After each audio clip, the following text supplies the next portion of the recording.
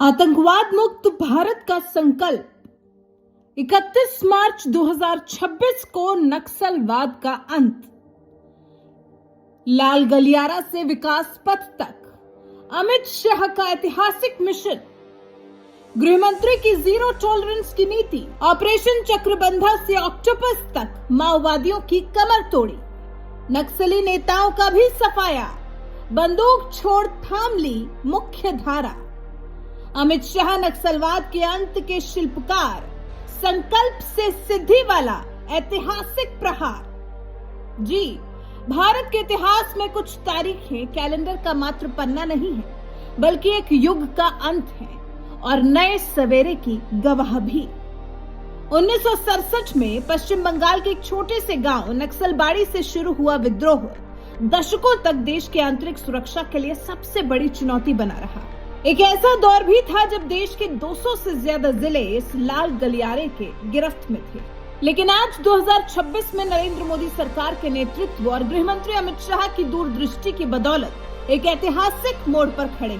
ये पीएम मोदी और अमित शाह का सुदृढ़ संकल्प ही है जो भारत नक्सलवाद के पूर्ण अंत के लक्ष्य से बस कुछ ही कदम की दूरी पर है। 31 मार्च 2026 यही वो तारीख है जिसे सरकार ने इस 50 साल पुराने नासूर को जड़ से मिटाने की अंतिम समय सीमा घोषित किया है।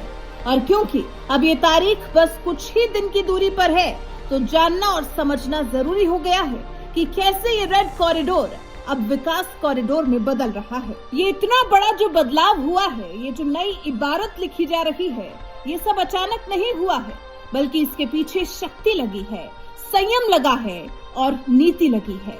नीति जीरो टॉलरेंस की। गृहमंत्री अमित शाह ने एक बार नहीं सैकड़ों बार स्पष्ट शब्दों में कहा है कि अब नक्सलवाद को सिर्फ नियंत्रित नहीं करना, बल्कि समाप्त करना है। 6 मार्च 2026 को भी ओडिशा में सीआईएसएफ के स्थापना दिवस पर उन्होंने दहाड़ लगाई थी। कहा था, इस महीने के अंत तक भारत नक्सलवाद से मुक्त हो जाएगा और गृहमंत्री शाह के वचन अनुसार आंकड़े गवाह हैं। मिशन 2026 नक्सलवाद की अंतिम विदाई। 2014 में जहां 126 जिले नक्सलवाद प्रभावित थे, वो 2025 तक संख्या मिटकर 11 रह गई। आज नक्सलवाद छत्तीसगढ़ के सिर्फ 3 जिलों बीजापुर, सुकमा और नारायणपुर तक ही सीमित रह गया है।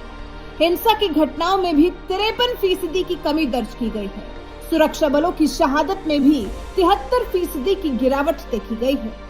इन आंकड़ों से साफ है कि अमित शाह की नक्सलवाद के खिलाफ रणनीति कितनी सटीक रही है। रणनीति थी नक्सलवाद के शीर्ष नेतृत्व का बिखराव।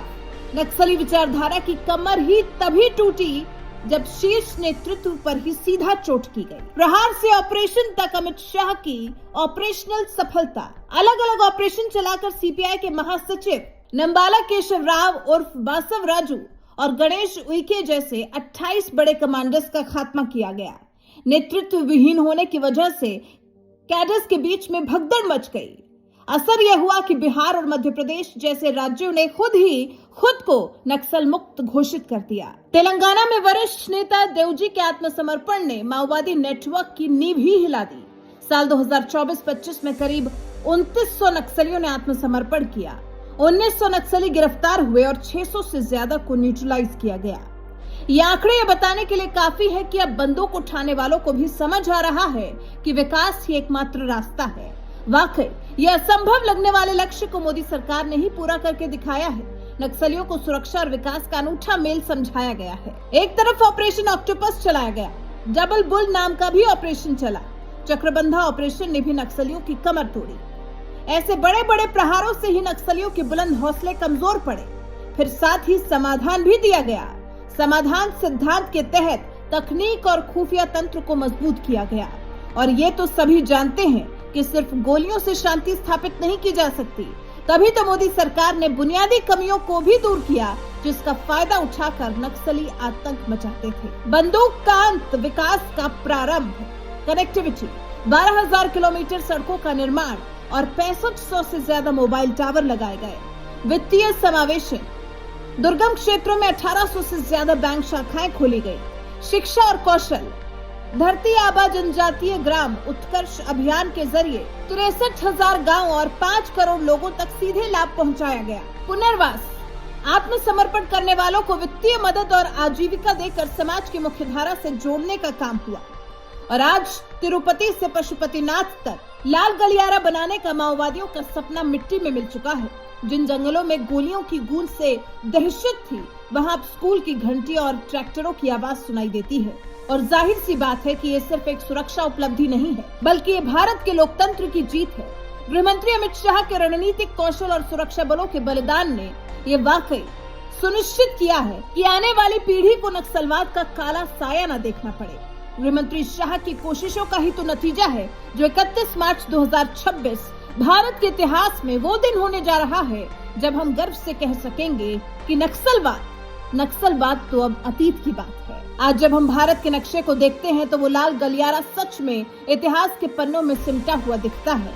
और ये परिवर्तन केवल वक्त की देन नहीं है, बल्कि ये परिणाम है गृहमंत्री अमित शाह के उस अडिग संकल्प का, जिसमें उन्होंने स्पष्ट कर दिया था कि हिंसा के लिए भारत के लोकतंत्र में कोई स्थान नहीं है। अमित शाह की रणनीतिक कुशलता और सुरक्षा बलों के प्रति उनके अटूट भरोसे ने वो कर दिखाया जो दशकों तक नामुमकिन सा लगता था। अमित शाह के मार्गदर्शन में चली जीरो टॉलरेंस की नीति ने न केवल नक्सलियों के हथियारों को खामोश किया, बल्कि उनके वैचारिक नेटवर्क को भी ध्वस्त कर दिया। ये जीत है उन बलिदानों की, ये जीत है मोदी सरकार की स्पष्ट दृष्टि की, और ये जीत है अमित शाह के उस आयरन विल की जिसने रेड कॉरिडोर को हमेशा के लिए डेवलपमेंट कॉरिडोर में बदल दिया। भारत अब सुरक्षित भी है और सशक्त भी।